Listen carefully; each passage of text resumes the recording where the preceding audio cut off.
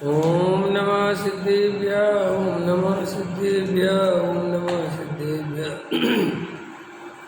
नमो अरिहन्ताणं नमो सिद्धाणं नमो आयर्याणं नमो वज्रायाणं नमो लोहे सव्यसाहुणं मंगले में मंगले करन वीतराग विज्ञान नमो तार जाते वै अरिहंतादिमान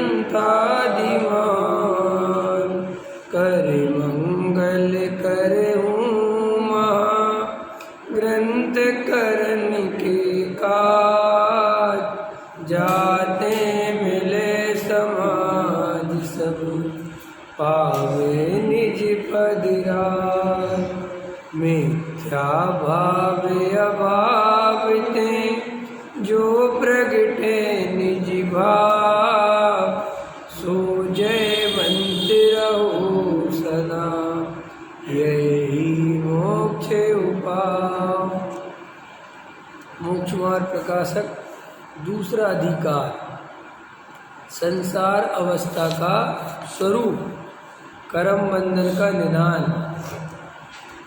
देखो क्या कहते हैं, कर्म बंधन होने से नाना उपाधिक भावों में परिभ्रमणपना पाया जाता है, एक रूप रहना नहीं होता।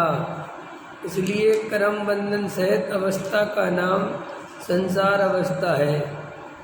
इस संसार अवस्था में अनंत अनंत जीव द्रव्य हैं, वे अनादि से ही कर्म बंधन सहित हैं।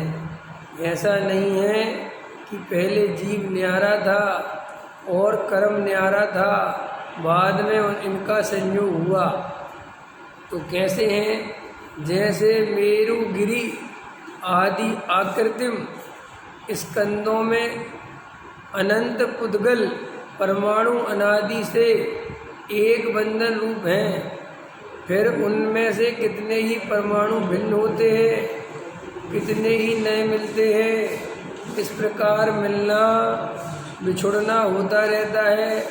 उसी प्रकार इस संसार में एक जीव द्रव्य और अनंत कर्म रूप उद्गल परमाणु उनका अनादि से एक बंधन रूप है, फिर उनमें कितने ही कर्म परमाणु भिन्न होते हैं, कितने ही नए मिलते हैं। इस प्रकार मिलना बिछुड़ना चलता रहता है। ठीक है, ये अब चर्चा दूसरे अधिकार से संसार अवस्था में जीव की क्या स्थिति है, संसार दशा का वर्णन चल रहा है ना। तो कर्म की तरफ से चर्चा चल रही है। तो क्या कहते हैं, अपन ने कल 2 लाइन का अर्थ कर लिया था, अब आगे बढ़ते। इस संसार अवस्था में अनंत अनंत जीव द्रव्य हैं। कितने जीव द्रव्य हैं? अनंत अनंत जीव द्रव्य हैं। एक जीव द्रव्य में भी हूँ, ठीक है ना, अपने पे लगाना। तो वे अनादि से ही कर्म बंधन सहित हैं, मैं अनादि से ही कर्म बंधन सहित हूँ। ऐसा नहीं है कि पहले जीव न्यारा था, ऐसा नहीं हुआ कि साहब पहले जीव और कर्म न्यारे न्यारे थे, फिर कोई बाद में कालांतर में मिल गए, ऐसा नहीं है। ख्याल में ना, क्योंकि ऐसी मन में कल्पना होती है, लोग पूछते भी हैं कि साहब जीव निगोद में क्यों है, ख्याल में है कि नहीं आया, और वो निगोद में कर्म बंधन कैसे हो गया, ख्याल में है ना। तो भाई ऐसा ही स्वरूप है अनादिकाल से। जीव निगोद में है, निगोद से निकलता है, 1 इंद्री 2 इंद्री 3 इंद्री 4 इंद्री असंगी संगी होता है। वहाँ कुछ जीव सम्यक दर्शन का पुरुषार्थ करके मोक्ष चले जाते हैं, फिर कुछ जीव वापस निगोद चले जाते हैं, फिर कोई त्रेंच गति, नरक गति, मनुष्य गति, देव गति, ऐसी चारों गतियों में जीव ठसाठस भरे रहते हैं और ये परिभ्रमण चलता रहता है। उनमें से जिन जीवों की होनहार भली होती है, वे समझ जाते हैं कि संसार में कुछ नहीं रखा, अपने चैतन्य स्वरूप को पहचानो, और बस अपने चैतन्य स्वरूप को पहचानते ही जीव सदा काल के लिए विमुक्त हो जाता है। ख्याल में है ना, जैसे गांव में लोग रहते ना, है ना, तो कुछ लोग उनमें से पढ़ लिख के बाहर निकल जाते हैं और कुछ लोग गांव में रह जाते हैं। ऐसे ही चलता रहता है, यही चलता रहता है। ऐसे ये जीव, कोई जीव स्वाध्याय के माध्यम से उसको ऐसी होनहार जगती है कि उसको ख्याल में आ जाता है, तो वो गहराई से तत्व का अवलोकन करके आत्मानुभूति करके मुक्त चला जाता है। और कोई बाकी के जीव ऐसे घूमते रहते हैं। तो तोड़ामल जी कह रहे साहब ये अनादि काल से ही चल रहा है। उदाहरण क्या दे रहे हैं, जैसे मेरुगिरी आदि आकृतिम स्कंदों में अनंत पुद्गल परमाणु अनादि से एक बंधन रूप है।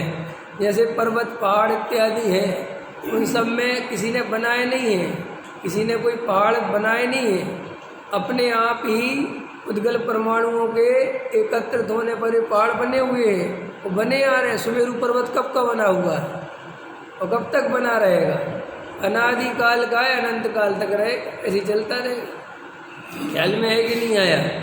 हिमालय कब का है, चलता रहेगा। तो ऐसे ही वो कहते हैं साहब। और उसमें होता क्या है कि नए परमाणु आते हैं, पुराने निकल जाते हैं, चलता रहता है, ऐसा होता रहता है। ऐसे मिलना बिछड़ना होता है। इस प्रकार संसार में एक जीव द्रव्य और अनंत कर्म रूप उद्गल परमाणु उनका अनादि से एक बंधन रूप है।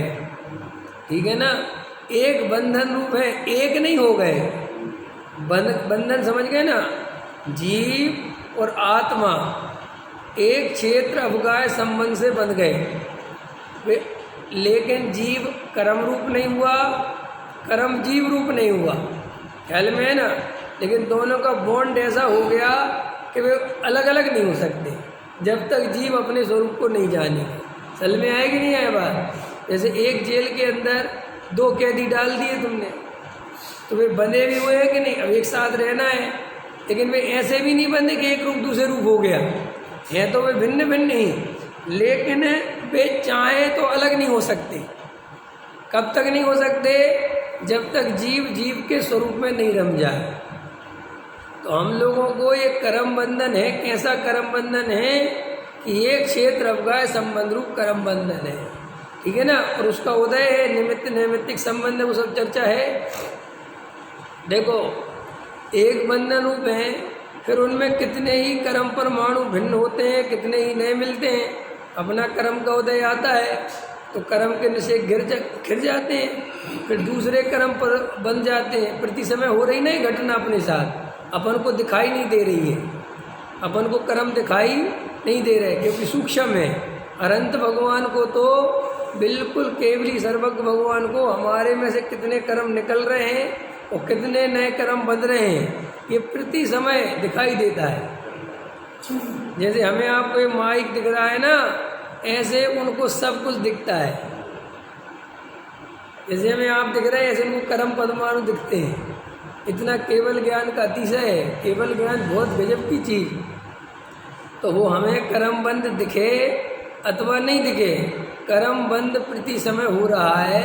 और पुराने जो कर्म के संचय किए हुए भी निकल रहे हैं, ये चल रहा है, अपने आप हो रहा है। कोई कर नहीं रहा है, कोई करने धरने वाला नहीं है। इसलिए तो कहते भाई ऑटोमेटिक व्यवस्था है।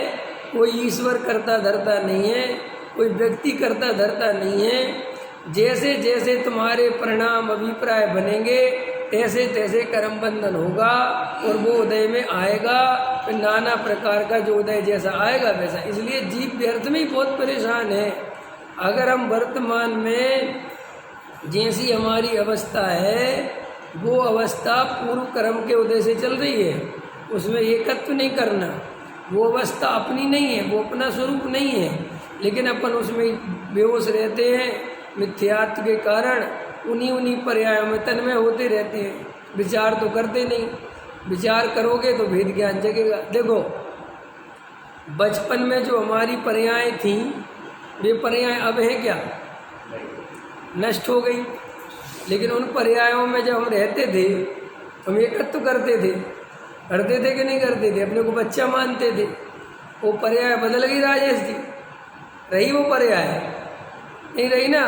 किसी गली मोहल्ले में रहते थे, वो जगह छूट गई, कहीं और चले गए, तो सब परिवर्तन हो गया ना। फिर भी जीव विचार नहीं करता कि ये सब छूटने योग्य है, ये सब बदलने योग्य है। जवानी आई, जवानी भी धीरे धीरे बदल रही है ना, परिणमन बदल रहा है ना। लेकिन पहले अपने को जवान माना, अब अपने को बूढ़ा मानने लग गए। हाँ, जबकि अपन को निरंतर वेद ज्ञान रहना चाहिए कि ना मेरा बचपन है, ना मेरी जवानी है, ना मेरा बुढ़ापा है। ये तो देह का परिवर्तन हो रहा है, ये तो बदलना ही बदलना है। इसमें अपनापन क्या करना।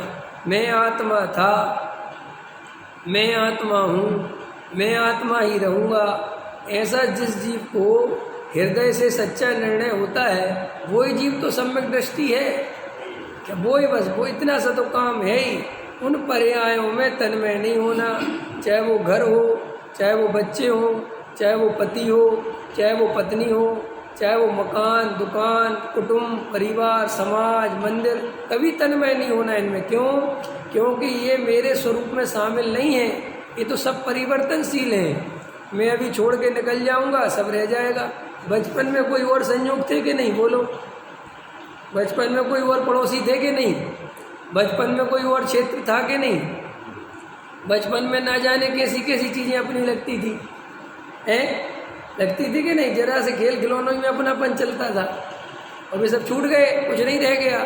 ऐसे अभी अपन इन पर्यायों में अपनापन करते हैं, यहाँ चिंता करते रहते हैं। जबकि गहराई से विचार करें तो यहाँ पर भी वैसी ही स्थिति बनने वाली है। कालांतर में सब छूट जाएगा, सब छूट जाएगा। तो फिर छूट जाएगा तो फिर क्या करें। अरे कुछ नहीं, आनंद से रहो। जब छूटेगा तो छोड़ने के लिए तैयार रहो। जब अभी है तो कोई बात नहीं, जैसा है वैसा स्वीकार। ये जीव निरंतर दुख भोगता है। क्यों भोगता है? कि हमेशा स्वीकार वस्तु के स्वरूप को नहीं करते, इसलिए हमें दुख चल रहा है। बाकी दुख है नहीं कुछ भी, कुछ दुख नहीं है। कर्म बंधन तो कर्म बंधन में है, आप कर्म की तरफ से सोचना ही नहीं है। तुम तो अपने को जीव रूप देखोगे, आत्मा देखोगे, तो कर्म बंध अपने आप छूट जाएगा। कर्म बंध को नहीं छोड़ाने जाना है, कर्म बंध की तरफ सोचना ही नहीं है। आप तो मैं जीव हूँ, मैं जानने देखने वाला ज्ञायक तत्व हूँ, ये शरीर संयोग मेरे से भिन्न है, इनका मैं करता धरता नहीं हूँ। ऐसा सच्चा निर्णय अगर आपके अंदर होगा तो ये निर्णय वाले जीव को मिथ्यात्व रूपी कर्म का बंध खत्म हो जाता है। और मिथ्यात्व खत्म होने पर स्वयं में भी सम्यक दर्शन होता है। सम्यक दर्शन होने पर अनंतानुबंधी कसाय नहीं रहती। अनंतानुबंधी कसाय नहीं रहने से, मिथ्यात्व नहीं रहने से कर्म बंध बहुत लंबा चौड़ा नहीं होता। समझो, बहुत कमज़ोर कर्म बनते हैं। हाँ, तो वहाँ पर भी वेद ज्ञान के बल से बेकर्म बंध भी छूट जाते हैं। इसलिए प्रथम पुरुषार्थ सम्यक दर्शन करना चाहिए। और सम्यक दर्शन हो जाए तो बात इस बात की तो पक्की निशानी हो गई कि अब ये जीव आज नहीं तो कल मोक्ष चला ही जाएगा ना। चरणान योग तुम्हें कभी मोक्ष नहीं ले जा सकता, प्रथमान योग मोक्ष नहीं ले जा सकता, कोई नहीं ले जा सकता। लेकिन द्रव्यान योग में जो शुद्धात्मा की चर्चा है, अगर उसकी प्रतीति करोगे तो मोक्ष ले जाओ। जिन लोगों को बहुत चिंता सताती है ना आचरण की और शास्त्रों की, उन लोगों के मन में सोचना चाहिए कि भाई साहब ये अनंत बार किया है, एक बार नहीं किया।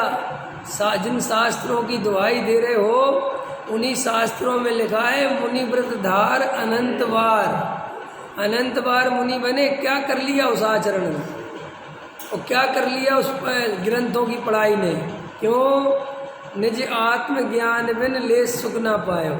आत्मा का ज्ञान नहीं हुआ, इसलिए वर्तमान पर्याय में जिन जीवों का भेद ज्ञान में तो मन लगता नहीं, आत्मानुभव का पुरुषार्थ तो करते नहीं, और क्रिया कांड में उलझ के अपने को धर्मात्मा मानते हैं, वे इस पर्याय को भी खराब करने में लगे। वो भी चला जाएगा। रात और दिन चिंता कर रहे हैं, ख्याल में आए ना, विनय ये वो पता नहीं क्या क्या भर देते दिमाग को। शांति से वेद ज्ञान नहीं कर। देखो भाई, जिसे अपनी आत्मा से प्रेम है वो कभी अभिनय करता ही नहीं। क्या कहा मैंने? समझ में आ रही बात कि नहीं आ रही? जिसे अपनी आत्मा से प्रेम है वो कभी देवशास्त्र गुरु की अभिनय नहीं करता। विनय हृदय से होती है, क्रिया से कोई विनय नहीं होती है। ख्याल में कोई अष्टवट लेट जाए तो वो ज़्यादा विनय करता है और कोई ऐसे करे तो वो कम विनय करता है। ये सब बिल्कुल व्यर्थ की बात है, कुछ दम ही नहीं है। ये सब अष्टांग लेटना और ये तो सब तुम्हें सिखाया है ना, ये तो सब आपके द्वारा क्रियाएं स्थापित की गई है ना, समझ में आती है ना। मान के चलो ऐसा बना दिया होता कि ऐसे नमस्कार करना ज़्यादा विनय का लक्षण है, लेटने की अपेक्षा, तो तुम फिर क्या करते? ऐसे करते। अभी तुम ऐसे करते हो, तो ऐसे कितने बार करते हो? 3 बार करते हो ना, 1 2 3 है। तो क्या 10 बार कर दोगे तो और ज़्यादा हो जाएगा। और 3 बार क्यों करते हो पता है आप? क्यों है 3 बार क्यों करते हो? ये परिक्रमा 3 देते हो, हर चीज़ 3 में क्यों करते हो? अपने यहाँ के बहुत होशियार है, बोलते साहब वो 3 होते ना, सम्मित से सम्यक ज्ञान और सम्मित है। ये 3 इसलिए नहीं होता, 3 होता है बहुवचन। संस्कृत में 3 माने बहुवचन, एक वचन, द्विवचन और बहुवचन। तो त्रिवचन माने 3 बार कर दिया माने बहुवचन, तो वो 3 की सूचक नहीं है, वो अनंत की सूचक है। हमें कोई भी चीज़ हमने 3 कर दी तो काउंटिंग में 3 नहीं है, अनंत है कि साहब हमने 3 माने बहुवचन माने बहुत। ख्याल में आया कि नहीं आया? तो बस इसलिए हर चीज़ 3, परिक्रमा भी 3 के भगवान हमने अनंत दे दी आपकी है। ये अब लोग नहीं में उलझे पड़े रहते हैं। अब जैसे परिक्रमा गिन के दो, 3 ही दो, अरे भाई क्या देना गिन के, घबराते क्यों? अंदर भाव होने चाहिए। तुम तो ये क्रिया की दृष्टि में सबसे बड़ी प्रॉब्लम ये है कि क्रिया ही देखता रहता है, वो भाव तो भूल ही जाता है ना। चावल चढ़ा रहे हैं, भावों का पता ही नहीं है, अब वो चावल बराबर चढ़ा रहे हैं क्योंकि चावल पे ध्यान है। कई लोग बादाम बड़ी छोटी, लौंग ऐसी वैसी, ये नहीं में उलझे रहते। 3 लोग के नाथ हैं, उनके सामने शुद्ध चढ़ाना चाहिए, तो भैया शुद्ध पहले ही से देख ले आया करो घर से, यहीं आके उनके सामने शुद्ध देखोगे क्या है? ऐसे वो लौंग के फूल तोड़ते फिरेंगे, करते कि नहीं करते? कहा किसी ने बता दिया साहब इसमें जीभ होती है, तो भैया तो वैसे ही मर गए तुम्हारी जीभ सबने है। और भाई हाथ से और मसलती है तो और अशुद्ध हो गए अगर वो जीभ है तो। और फिर लौंग चढ़ाओ ही मत, मैं तो कहता एक हाथ तो कम करो क्या फर्क पड़ता है? 6 चढ़ा दो, 7 चढ़ा दो, जो ठीक लगे वो चढ़ा दो। अरे साहब आप तो भ्रष्ट कर दोगे, लोग ऐसा लगता। लोग इतने डरे हुए बेचारे, इतने डरते, समझे ही नहीं स्वरूप, कभी समझ ही नहीं पाए कि वस्तु स्वरूप है क्या। नहीं साहब क्रिया भी जरूरी है, जावे भी जरूरी है, क्या विचार नहीं करते। क्रिया का निषेध नहीं करते हम इस बात का निषेध करते हैं कि तुम्हें ये ही नहीं पता है कि क्रिया करी कैसे जाती है। क्रिया को ढोते हो, और ढोना क्रिया नहीं है, क्रिया होना है, समझ गए ना। क्रिया जो ढोनी पड़े वो क्रिया नहीं बचती, वो तो कर्म कांड है। नहीं समझे? हिंदू कर्म कांड करते ना, जला रहे हैं, यज्ञ चला रहे हैं, उनसे कहो क्यों जला रहे भैया, जीव हिंसा होती है, तुम क्या जानो, शास्त्रों में लिखा है। तुम उनको तो बड़ी वो करते हो, लेकिन खुद भी तो वही करते हो। कि चावल काहे के लिए चढ़ाए जाते बता, कोई बता सके तो बता, क्यों चढ़ाते हो चावल? रमेश जी क्यों चढ़ाते हो चावल? कुछ नहीं पता क्यों चढ़ाते हो? खोजना पड़ रहा है कि क्यों चढ़ाते हैं? खोजना पड़ रहा है कि नहीं खोजना पड़ रहा तुम्हें? कि याद करोगे, वो याद जो उत्तर कराए है कि चावल का द्वारा जन्म मरण नहीं होता। ख्याल में आया नहीं आया? इसलिए हम इसलिए चढ़ाते हैं कि भगवान हमारा भी द्वारा जन्म मरण नहीं। चावल चढ़ाने से किसी का जन्म मरण रुका है? रुक सकता है? कि सब वो प्रतीक तो है। चावल चढ़ाते समय तुम्हें कितना ध्यान आता है कि जन्म मरण के लिए चढ़ा रहे हैं? कुछ नहीं है, तो आप और हमें विचार नहीं है। और किसी को चावल नहीं मिले तो लड़ने बढ़ने को तैयार है। तो फिर हम ये चढ़ाएं कि अरे भाई खूब चढ़ाओ, मेरी तरफ से तो जितना बने उतना चढ़ाओ, लेकिन अंतरंग से तुम्हें सच्चाई पता होनी चाहिए कि स्वरूप। हम पता तुमसे क्या कहते हैं बार बार कि कम से कम अपना स्वरूप तो पता करो। तुमसे इतना तो तुम्हारे अंतरंग में हो कि अपना स्वरूप तो तुम्हें पता है। देखो भाई, काम कुछ भी करो, मिथ्या दृष्टि और सम्यक दृष्टि पता क्या अंतर है? सम्यक दृष्टि उसी घर गृहस्थी में रहता है, उन्हीं पंच इंद्री के विषय भोगों में रहता है, लेकिन वो फिर भी सम्यक दृष्टि है। और मिथ्या दृष्टि उन्हीं के बीच में रह के भी मिथ्या दृष्टि। क्यों? क्योंकि सम्यक दृष्टि भले ही राग करता हुआ दिखाई देता है, लेकिन उसे पता तो है कि राग किसका है, उसे पता तो है राग दुखरूप है, राग से बंद होता है। लेकिन मिथ्या दृष्टि भले ही राग कम करे, लेकिन उसे राग का स्वरूप ही नहीं पता। ऐसे ही आप पूजा करो, भक्ति करो, स्वाध्याय खूब करो, एक तो बंधन मत बांधो, अपने को बांधो मत किसी चीज़ से। बांधना कोई सुख का लक्षण नहीं है, सहज रहो, घबराओ मत।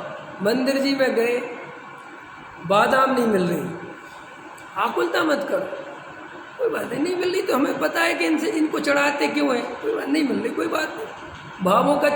लेकिन अब पता चला आधा घंटा साहब उसी में लगा दिया, नहीं समझ में आया, 15 मिनट खर्च कर दिए, और वो मिली तो आकुलता हो गई। पर तो अब ये विचार ही नहीं आया कि हमने जी आकुलता करी, ये परिणाम हमारे आकुलता रूप हुए, तो इससे कर्म बंद हुआ होगा कि नहीं हुआ होगा? तो वहाँ पे ये जो क्रिया प्रधानी लोग होते हैं, वे परिणाम की तरफ ध्यान नहीं देते, काय की तरफ ध्यान नहीं देते। कल एक भाई ने मेरे से कहा कि साहब आपने परसों नरसों कहा, एक मैसेज आया था कि उपवास कर लेना चाहिए, समझे ना, हर महीने में 1-2 उपवास करना चाहिए। तो बोले साहब हमारा धर्म भी तो यही कहता है, सब जगह कहते कि साहब उपवास करो, इसमें और उसमें अंतर क्या है? हमने कहा अंतर है, धर्म का उपवास धर्म के लिए किया जाता है, और जो धर्म के लिए उपवास किया जाता है उसमें ये शर्त है कि तुम्हारे परिणामों में स्थिरता होनी चाहिए, परिणाम भोजन की तरफ नहीं, ये धर्म की शर्त है। क्यों? क्योंकि हमने उपवास किया उपयोग बचाने के लिए, और उपयोग अगर हमारा भोजन भोजन भोजन भोजन में ही चला गया तो वो उपवास निरर्थक चला गया। ये उपवास समझ गए ना, तो उस उपवास का निषेध है। फिर बोले साहब ये कौन सा उपवास है?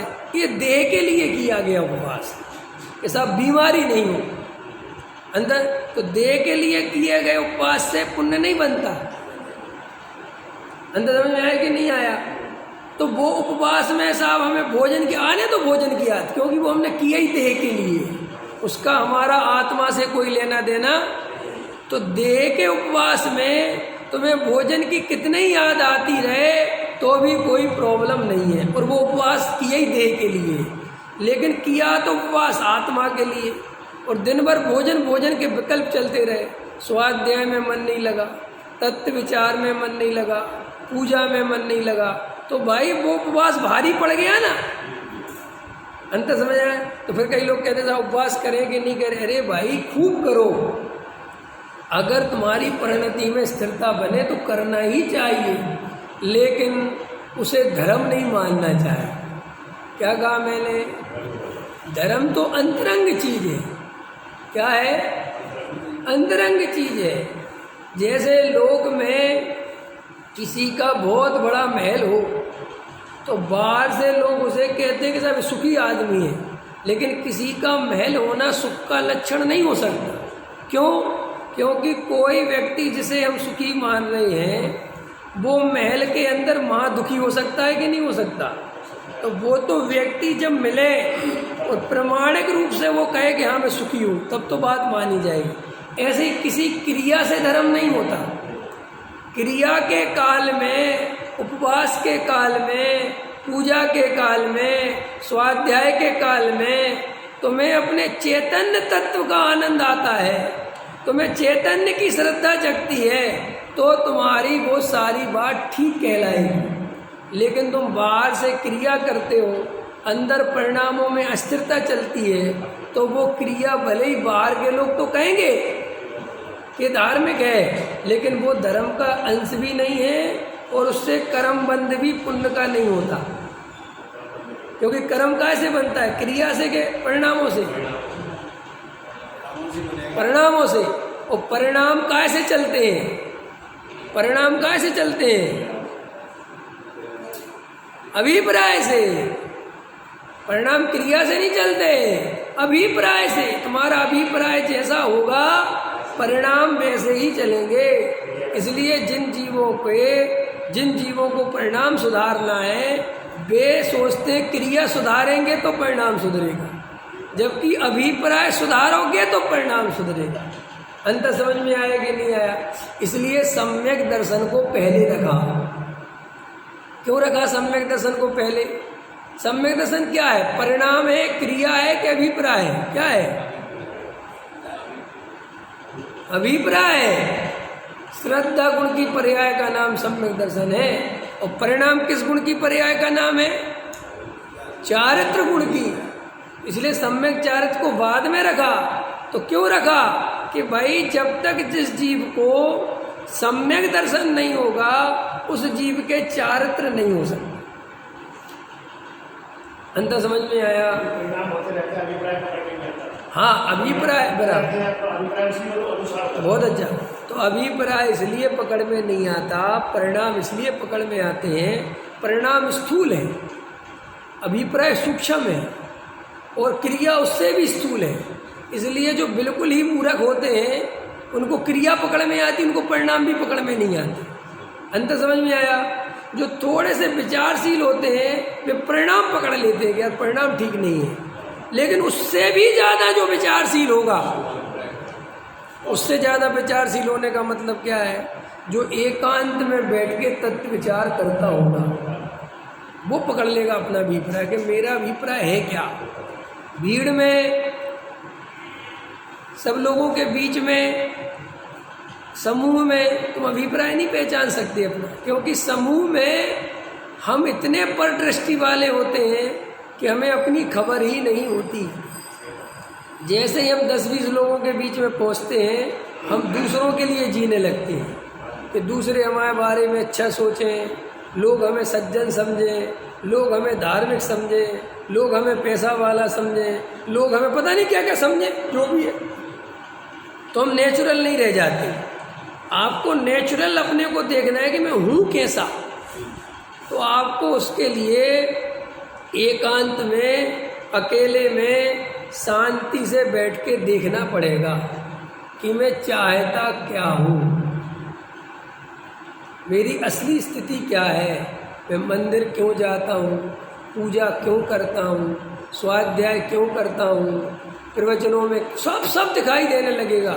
सब दिखाई देगा कि मैं सम्यक दर्शन चाहता हूँ कि मैं वास्तव में सिर्फ क्रिया ही में लगा हूँ, क्या मैं देखा देखी धर्म करने लगा हूँ, अथवा समाज के चक्कर में रह के करता हूँ, समाज वाले मुझे धार्मिक समझे इसलिए करता हूँ, अथवा परंपरा से चाहता हूँ, अथवा नरक आदि के डर से जाता हूँ। ये सब बातें टोडामल साहब ने लिखी हुई हैं। तो जब आप एकांत में बैठोगे तब आपको पता चले। अंतर समझ में आया कि नहीं आया? तो ये कर्म बंधन चल रहा है, लेकिन ये कर्म बंधन जीव के स्वरूप में शामिल नहीं हो गया। जीव अभी भी न्यारा है और कर्म बंध अलग है। अगर अभी भी हम वर्तमान में चाहें तो अपने पुरुषार्थ द्वारा आत्मा का अनुभव कर सकते हैं, कर्म से रहित आत्मा का अनुभव कर सकते हैं, भेद ज्ञान के बल से आत्मा का अनुभव कर सकते हैं, लेकिन भेद ज्ञान करना पड़ेगा। ठीक है?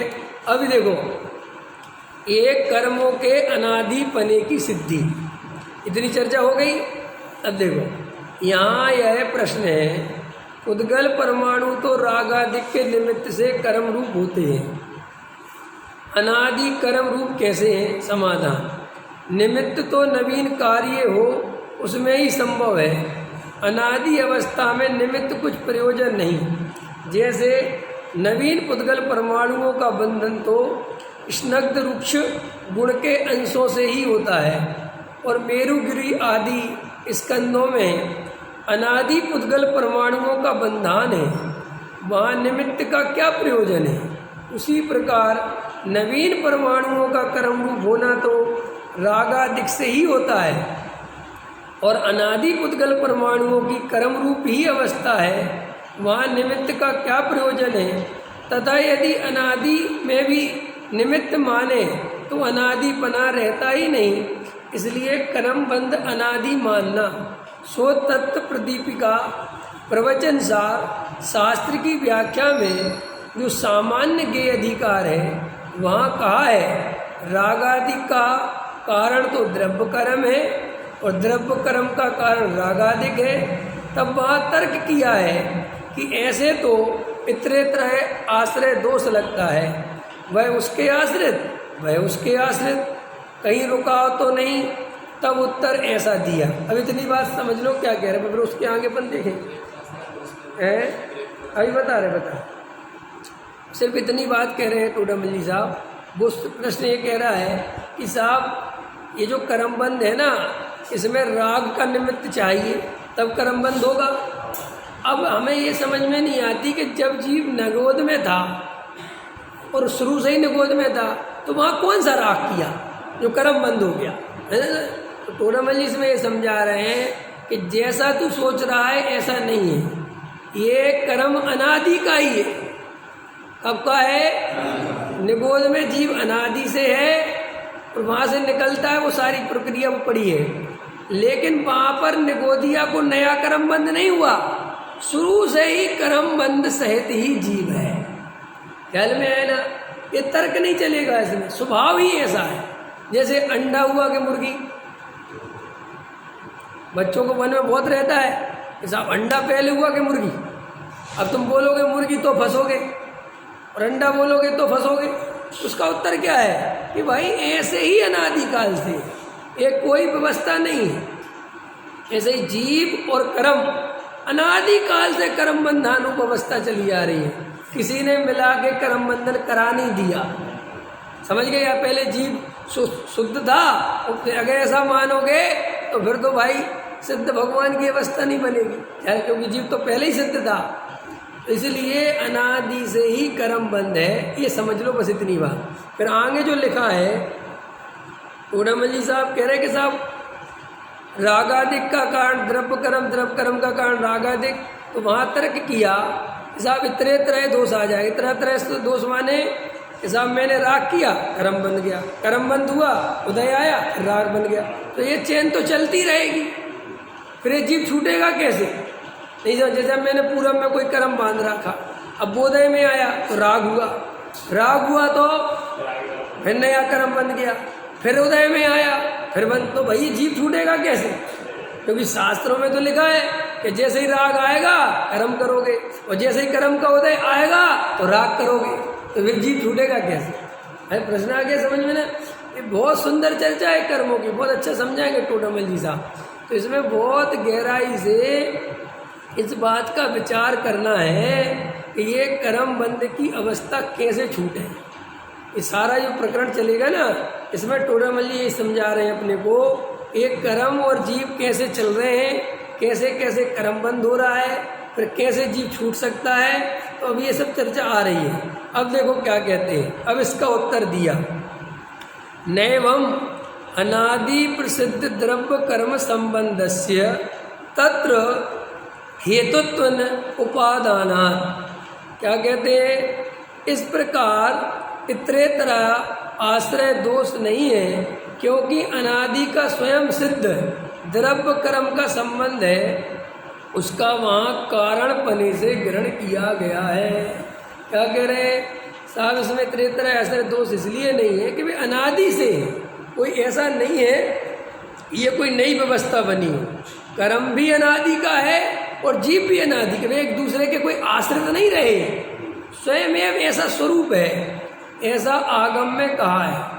तथा युक्ति से भी ऐसा संभव है कि कर्म निमित्त बिना पहले जीव को रागादिक कहे जाए तो रागादिक जीव का एक स्वभाव हो जाएगा, क्योंकि पर निमित्त के बिना हो उसी का नाम तो स्वभाव। इसलिए ये भी नहीं कहा जा सकता। इसलिए कर्म का संबंध अनादि से ही मानना। कब से मानना? अनादि। यहाँ फिर प्रश्न है कि न्यारे न्यारे द्रव्य और अनादि से उसका संबंध ऐसा कैसे संभव है? अब ये भी बहुत बढ़िया है। कि साहब ये बात समझ में नहीं आती हमारे लिए कि ये कर्म आखिर जीव से चिपक क्यों गया। कर्म अलग था, जीव अलग है, दोनों एक पुद्गल एक जीव है, तो आखिर बात क्या हुई कि इन दोनों का संबंध बन गया, जिसके कारण इतनी परेशानी हो रही है। रमेश जी, हो रही कि नहीं हो रही? बहुत परेशानी हो रही है। क्या परेशानी हो रही है? सारी परेशानी कर्म से। किससे किससे हो रही है? कर्म को तो अपना मान रखा आपने। अच्छा, तो कर्म किसका है? कर्म अपना ही है। वाह, एकम एक हो रहा है भी। हाँ, कौन एकम एक हो रहा? कर्म और जीव को दोनों का एक एक दिखाई दे रहा है, और एकम एक है। रमेश जी, आप कब से मुमुक्षु हो? मिनट से?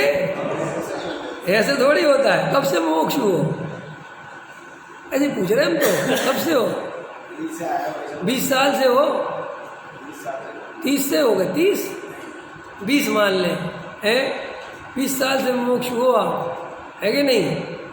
और कर्म बंद किसको हो रहा है? कर्म बंद किसको हो रहा है? जीव को हो रहा है। टोडामल जी साहब भी कह रहे जीव को हो रहा है। हो रहा है कि नहीं जीव को कर्म बंद? जीव कर्म बंधान रूप हुआ, तो कैसा कर्म बंधान रूप हुआ?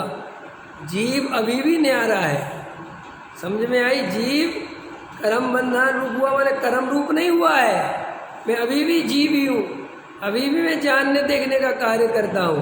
तो ये जो चर्चा चल रही है ये व्यवहार से चल रही है, निमित्त नैमित्तिक की चल रही, समझ में है ना? कोई ऐसा नहीं मानेगा हम तो कर्म रूप नहीं होता जीव कभी, जीव तो जीव रूप ही रहता है। तो कर्म रूप कौन होता है? कर्म रूप कर्म ही होते हैं, ठीक है ना? उन दोनों में ऐसा ही निमित्त नैमित्तिक संबंध है। तो कर्म का उदय आएगा तो जीव दुखी होगा कि नहीं होगा? बोलो हाँ या ना?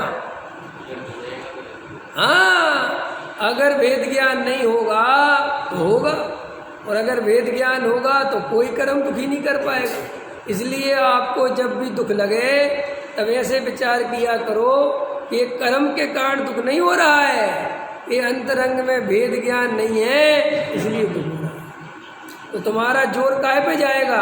वेद ज्ञान पे। अभी तुम्हारा सारा जोर जाता है कर्म पे, है ना? हम तो सब कर्मों के कारण दुखी, जीव कर्मों के कारण कभी दुखी नहीं है। जीव अपनी भूल से दुखी है, और अपनी भूल सुधार सकते हैं कि नहीं सुधार सकते? अभी सुधारो, कौन कहता है?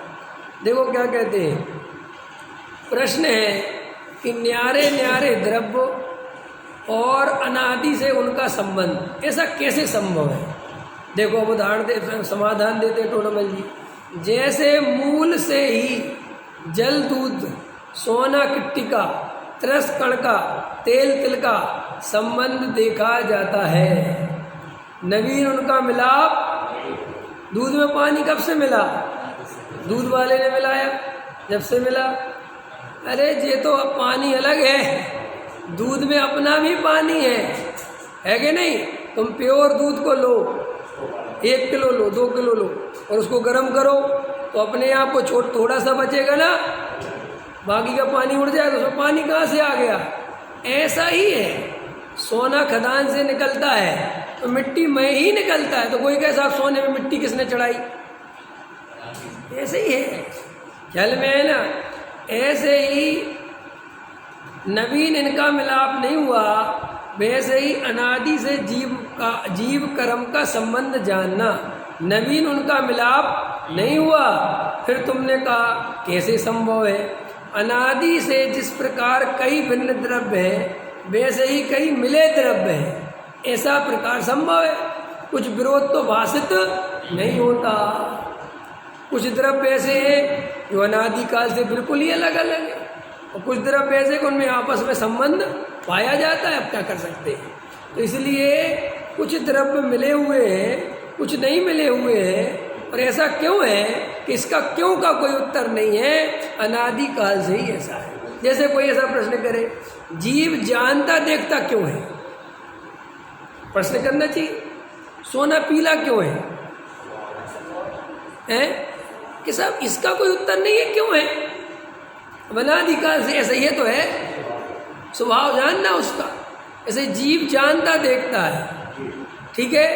और कर्म पुद्गल परमाणु कुछ जानते देखते नहीं है। और जीव राग करता है कर्म बन जाता है। ऐसा क्यों है? ऐसा क्यों? उनका उत्तर नहीं है, ऐसा ही स्वरूप है। फिर आगे क्या है कि जो जीव भेद ज्ञान करता है वो छूट जाता है, ऐसा ही स्वरूप है बस। और कोई स्वरूप का कोई कारण नहीं है। कोई हमें किसी ने दुखी और सुखी नहीं किया अपने स्वयं से। अब कोई जीव भव्य है, कोई जीव अभव्य है, क्यों है? अभव्य की क्या गलती? क्या गलती है भव्य? स्वरूप है। और कोई किसी ने अभव्य बनाया तो नहीं। इसलिए तो मैं कहता हूँ तुम ऐसे भी विचार किया करो कि जब भव्य और अभव्य की व्यवस्था देखो, निगोद की व्यवस्था देखो, तुम क्या किया जीव ने? 608 जीव क्यों निकलते हैं मोक्ष जाने के लिए? जिनकी योग्यता पक्ति है वे ही निकलते हैं। तुम्हें यही बात स्वीकार करनी पड़ेगी, तुम्हें और कोई उपाय नहीं है। और जीव संगी पंचेंद्रीय हुआ, अभी 7 अरब पॉपुलेशन है, तो 7 अरब में से 7 लोग ही धर्म समझ पाते हैं। ऐसा क्यों? क्योंकि ऐसा ही स्वरूप है। ये किसी ने कोई पक्षपात नहीं चल रहा है। ऐसा विषय ही क्यों समझ में? भाई उसकी योग्यता थी, समझ गया। तो साहब स्वाध्याय सुनना, देखो समझो, पहले इस दुनिया में गृहीत मिथ्या दृष्टि ज़्यादा है क्या? गृहीत मिथ्या दृष्टि ज़्यादा है कि गृहीत मिथ्यात्व के त्यागी ज़्यादा है? गृहीत मिथ्या दृष्टि बहुत ज़्यादा है। फिर अगृहीत मिथ्या दृष्टि ज़्यादा है कि सम्यक दृष्टि ज़्यादा है? अगृहीत मिथ्या दृष्टि ज़्यादा। संसारी ज़्यादा है कि सिद्ध भगवान ज़्यादा है? और कब तक रहेंगे? अनंत काल तक रहेंगे। कभी ऐसा नहीं होगा कि सिद्ध भगवान की काउंटिंग ज़्यादा हो जाए। वे हमेशा संसारी जीवों से कम ही रहने वाले हैं। ऐसे ही देखो संसार में सच्चे तत्व ज्ञानी मुमुक्षु कितने हैं? चलो ऐसा कर ले, नकली मुमुक्षु मिला के कितने हैं? नकली मुमुक्षु, देखा देखी मुमुक्षु 5 लाख। फिर उसमें से थोड़े से विचारशील मुमुक्षु कितने हैं? 1 लाख उदाहरण के लिए। फिर 1 लाख में से असली तत्व प्रेमी कितने हैं? 1000 पूरे इंडिया में, ठीक है कि नहीं? फिर 1000 में वैसे बिल्कुल आत्मा अनुभव के करीब तो सच्चा वेद ज्ञान कर रहे वे कितने हैं? तो कोई कहे क्यों है? अरे भाई ऐसा ही स्वरूप है, ऐसा ही चलेगा। किसी की कोई गलती नहीं है, किसी का कोई अपराध नहीं है। जिस जीव की जैसी योग्यता होगी उसको वैसे ही पुरुषार्थ जगेगा। इसलिए अगर अपन को भी वेद ज्ञान का पुरुषार्थ नहीं जग रहा है तो समझ लेना अभी संसार का अंत नहीं आया। संसार का अंत जिस दिन आता है अपने आप ही आत्मा से सच्चा प्रेम जगता है। ये देखा देखी प्रेम की कोई बात नहीं है, मान कसाई के लिए कोई बात नहीं। अंतरंग जब सच्चा हृदय तुम्हारा भरेगा, जब तुम्हारी असली योग्यता जगेगी तो वो बात बनेगी। इसलिए कहता हूँ अपने ऊपर भार तो रखना ही नहीं चाहिए भैया। शांति से योग्यता का भरोसा करोगे, हर द्रव्य की योग्यता देखोगे, प्रत्येक जीव अपनी अपनी योग्यता लेके चलता है। निमित्त पर कितने ही दोष दो, निमित्त किसी का अच्छा बुरा। देखो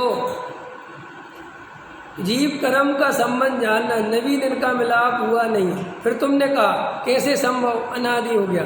फिर प्रश्न है कि संबंध अथवा संयोग कहना तो सब संभव है, जब पहले भिन्न हो फिर मिले। यहाँ अनादि से मिले जीव कर्मों का संबंध कैसे कहा है? ठीक है कि नहीं? ये प्रश्न समझ में आया कि नहीं आया? साहब न्यारे न्यारे हो गए ना सिद्ध भगवान कर्म से। तो ये पर गए तो साहब मिले भी हैं। क्या है सब समझ में नहीं आता हमारे लिए। प्रश्न समझ में आ गया? अब इसका उत्तर कल देंगे। सहजानंद